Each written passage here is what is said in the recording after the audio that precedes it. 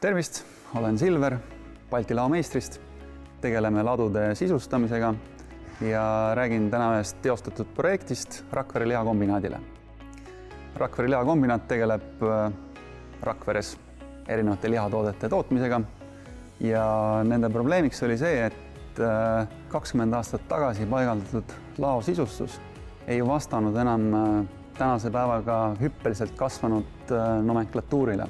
Meie ülesandeks oli mõelda välja uus riiulisüsteemi lahendus ja kuidas teha siis võimalikult valutult vana riiulisüsteemi lammutamine ja uue paigaldus ja võimalikult kiiresti. Sellise projekti planeerimine on otsustava tähtsusega.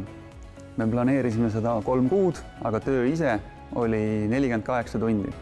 Me olime seal 40-kesi ja tegime jutti selle töö ära ühe pika nädalavahetusega.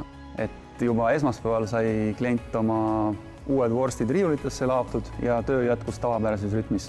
Rakvere lihakombinaadis kasutasime ära nende olemasoleva hoone kogu kõrguse ja tekitasime võimalikult palju alusekohti. Ja selle pika planeerimise töö tulemusena sai klient lõpptulemusena kaasaegse lahenduse, mis vastas nende tõusnud nomenklatuurile ja nende töö sai jätkuda tavapärases rütmis juba järgmisest töönädalast alates. Kui ka sinu riiulisüsteem ei vasta enam sinu tänapäevastele kõrgenenud nõudmistele, siis võta ühendust ja leiame parimad lahendused.